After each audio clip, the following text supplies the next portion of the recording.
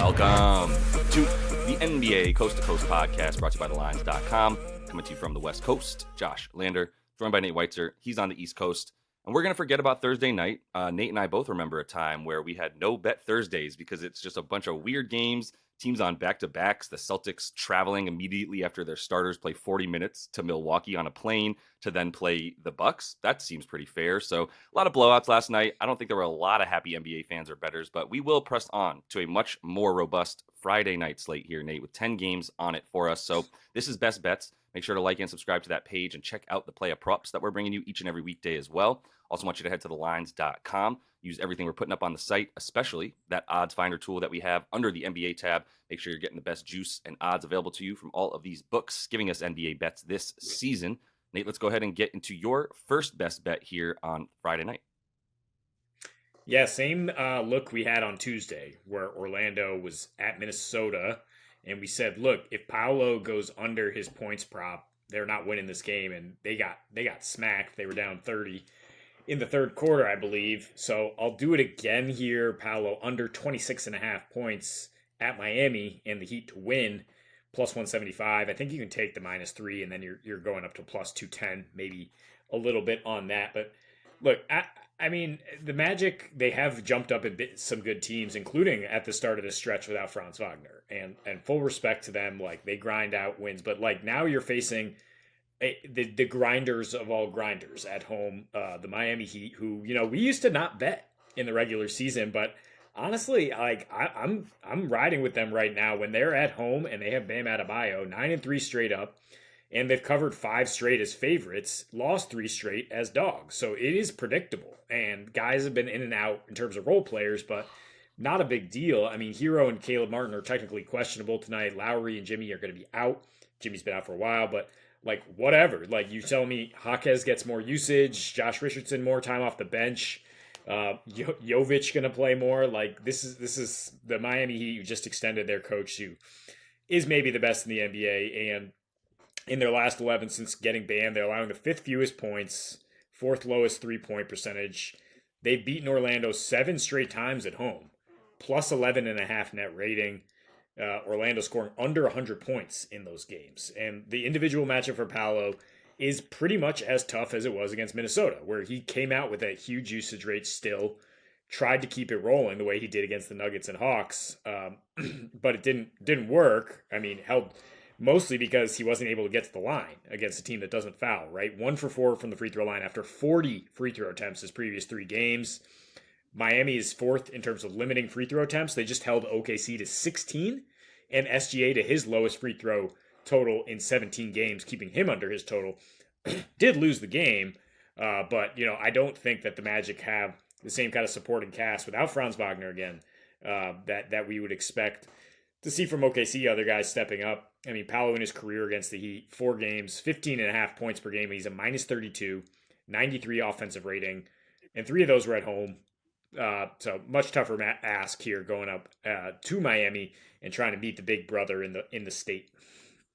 Yeah, I feel that. I'm wondering, like, do you think that the reason that Paolo, I guess, has sort of fluctuated this season, especially, is because Franz is in? Like, do we take any weight into that and say, like, well, his usage is going to stay super high even if he's playing good matchups, and that's why because I feel comfortable taking Paolo unders even when Franz is in, and it's at like 22.5 points a lot, right? Because that's even a high number. So I'm just wondering what you think about that.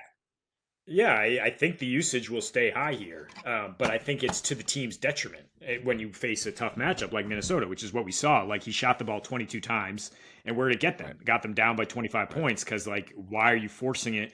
He doesn't have a very versatile game. Like, everything is going to the basket, hoping to get foul calls, and Miami with Bam back there is happy to let you do that and avoid fouling and just destroy your offense that way. Yeah, I feel that, and I'm gonna go with it too, because I was looking at Paolo unders for player props and missed it last time when you had it as a best bet, and this time I was like, I'll just let you have it. There's some other player props out there with the 10 games, but I fully agree. So let me go ahead and talk about Atlanta and Indiana for a second. And the Pacers were streaking in a good way for a minute after struggling, after the in-season tournament that they lost in the championship. So now we're in a position where they just beat the Wizards. They don't have Tyrese Halliburton, and I don't buy it. I don't buy what I just saw. I mean, I kind of actually do buy it, because it was awful game against the Wizards, where the only reason that the Pacers were able to pull that one out is because the Wizards shot 22% from three and like 42% from the field as a team. Pacers were slightly better than that in that game against one of the worst defensive teams in the league. What I was looking at from the last game, right, is mostly the assist percentage way down, the rebounds fine. It's like it should be higher against Washington, who's one of the worst rebounding teams in the league. Maybe they just didn't really bring it, but this is a Hawks team that's going to bring it to them at home and has been a bunch better as of late anyway, especially at home, right? They've won 4 of their last 5. They're covering as well when they're home favorites in a small home favorites. I should be very clear because they actually haven't even really been big home favorites at any point this season.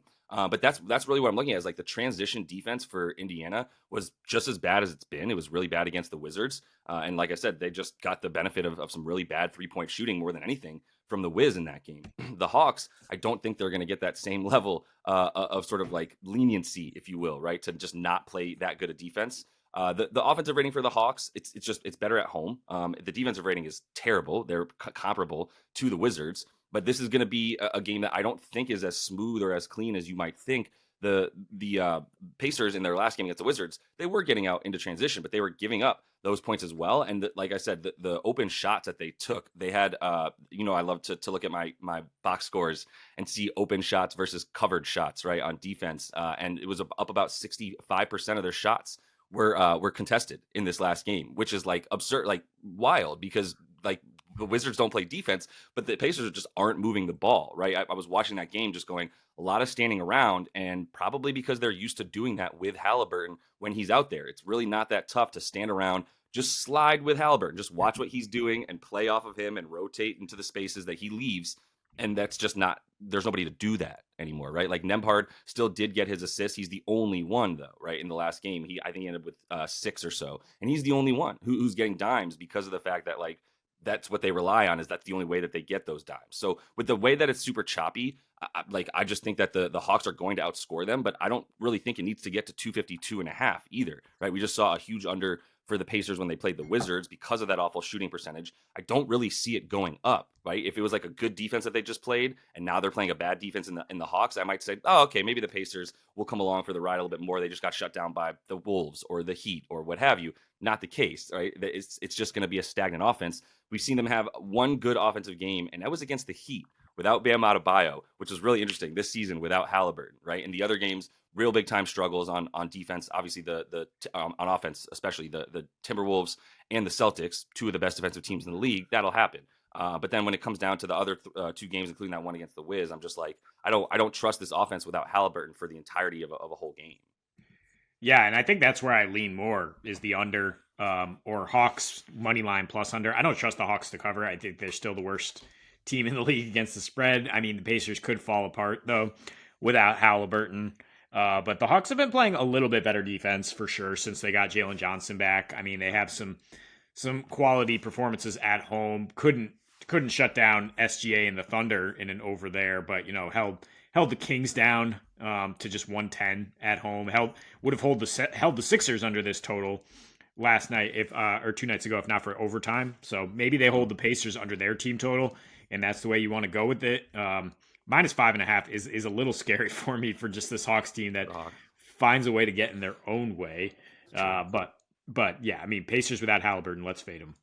Let's fade the Portland Trailblazers as well on Game 7 of their road trip. And a back-to-back here, and they have just let go of the rope completely, fully embracing the tank. When you see minutes for Malcolm Brogdon's played 17 minutes per game when he's been active on this road trip. Like, they have no interest in having a professional offense. He's the only source of consistency for them. Scoot Henderson was like a minus 45 in his last game against OKC, but they just want to see what they have in him. Tybal barely playing. And so the way I'm going to target it is still the opposing team's team total. The Wolves to score 119 here as they bounce back from an overtime loss. I think Gobert is going to sit this game. They don't really need him against a team that is literally not threatening. And so be ready to fire on Naz Reid props if Gobert is ruled out, or if you see those pop up before Gobert is ruled out. Either way, Wolves are going to be looking ahead to a Sunday game against the Clippers. Very big game there. And they don't need their full squad here. But when they have sat Gobert, last season they scored 121 a game versus 115 with him. Offensive rating 7 points better. Hit 4 more threes at 40%, pace a little faster. We just saw them play Boston tough without Gobert, and of course Portland's defense nowhere near that. They're allowing the most points to centers. Again, Naz Reid gonna eat. They've allowed 126 at plus in five of their last 6 here on this road trip. They're 122 defensive rating, and Simons his last 4 against the Wolves 125 individual defensive rating. Anthony Edwards has averaged nearly 35 a game. He can do whatever he wants out here. And then the Wolves' second unit can just clean this up. If the Blazers they're probably totally fine with losing as many games as possible here, especially at the end of this road trip. Yeah, I mean, who they're throwing out there at this point, it's just, random dudes, man. That wasn't even a basketball game last night. The Thunder were able.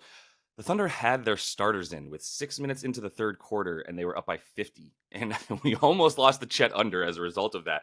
But it hit because he only played the 25 minutes because he didn't have to play the last, 18 minutes of the game. I don't have anything else to say about them. I don't think that their players are tanking. I think we know that. They're just putting an assortment of guys on the floor that have no business being out there together. And this is the result. So I'll blindly follow anyone who wants to fade the Blazers right now. I'm going to close things out with another sort of blind fade of the Golden State Warriors. Like, I'm the dude at the roulette table who's like, I'm hitting, if Black hits 8 times in a row, I'm hitting Black a 9th time. Like, I'm not going to switch it up. Right? I hate that because I get more regret from leaving it.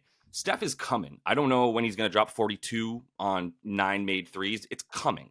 It's just not going to, this isn't the game for the positive regression against the Bulls. So I'm going Chicago on the money line there, and I'm going to parlay it with Vooch because I was looking at Vooch stuff, and I think his prop is pretty fair, although he does massacre the Warriors when he plays them. He owns them completely, a 43-point game in his arsenal there, in his repertoire from the past. His resume is the word I'm looking for. And now we've got him. I can get 15 plus points for him with the win. Plus 122 on DraftKings is the best juice that I found for it. So I'm going a full unit on that. He's averaging 26 and a half, 11, well, let's call it 12 boards and 4 assists exactly per game in his last 4 versus this team. And that dates back to 2021. So I do want to let people know I'm aware that this isn't the most recent sample size of him dominating and Steph getting shut down by Alex Caruso. But that's the game theory here, is you're going to shut down the only player on the on the Warriors with Alex Caruso, who just does not allow point guards to get 28 points on him. The only one that has done that on him in the last month is Jalen Brunson, who had 31 in that high-scoring game when the Knicks were playing the Bulls in New York. So now we've got a much different team than even the Knicks, who were playing faster paced at the time, by the way, before they started slowing it down with OG.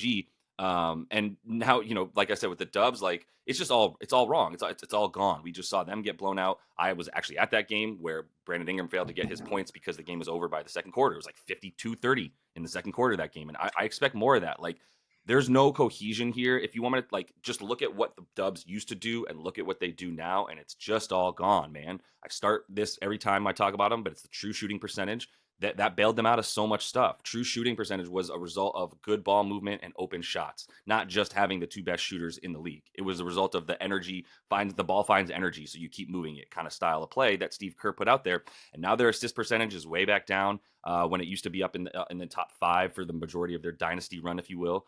The rebounding is a little bit better. I'll give them that. It's still maintained to a degree after Draymond left, but not good by any means, right? They're still in the bottom half of the league there. So with the way that Chicago's playing, the only thing I worry about here when I take Vooch 15 points and the win is Zach LaVine going to come in and just terrorize this for us? And he hasn't, right? He's only been back for 3 games. And in those 3 games, Vooch still has the second highest usage rate of any Bull.